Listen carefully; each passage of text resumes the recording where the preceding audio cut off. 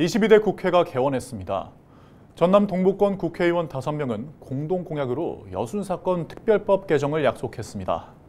여순사건 진상조사 보고서 작성 기획단의 역사 왜곡 논란이 가중된 상황에서 특별법 개정에 속도를 내야 한다는 목소리가 나오고 있습니다. 보도에 서경 기자입니다. 조사 전문 인력이 3명밖에 되지 않아 이례적으로 보고서 작성을 외부 용역에 맡긴 여순사건 진상조사 보고서 작성 기획단. 용역 과제 문서에는 반란, 공산주의 혁명 전략, 소영웅주의 등 왜곡된 단어들이 게시돼 희생자 유족들의 공분을 샀습니다.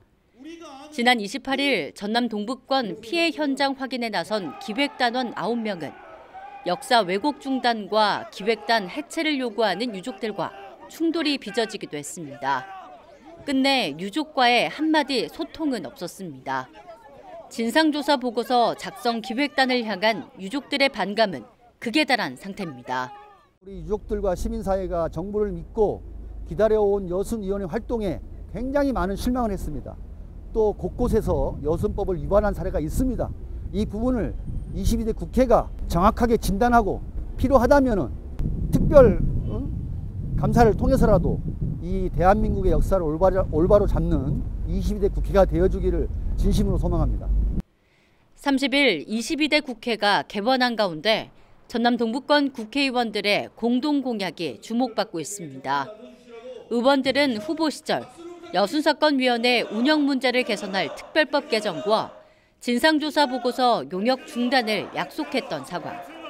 그래서인지 당선 직후부터 여순사건 특별법의 신속한 개정을 약속했습니다.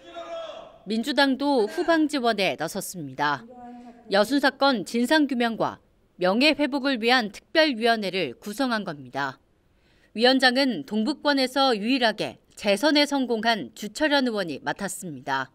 주 의원은 여순사건 진상조사위원회에 조사 기한 종료가 5달도 채 남지 않았다며 특별법 개정에 대한 의지를 드러냈습니다.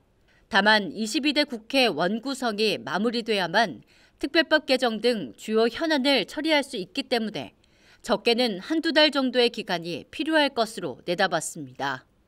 현재로서는 원구성이 마무리되는 행안위 소속 의원들을 저희가 이제 여순 특위에 좀 넣어서 정부의 업무 보고 현안 질의 시작으로 적극 대응에 나설 계획이고요.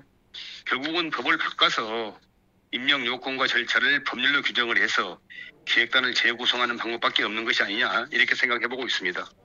여순사건 특별법에 명시된 조사기한 마감이 5개월 남짓한 상황에서 정부가 인정한 최종 피해 건수는 전체의 7.6%에 그쳤습니다. 여순사건 진상조사 보고서 작성 기획단의 역사 왜곡 논란으로 유족들의 분노가 터져나오는 가운데 특별법 개정을 요구하는 유족들의 절실함도 커지고 있습니다. 헬로티비 뉴스 서경입니다.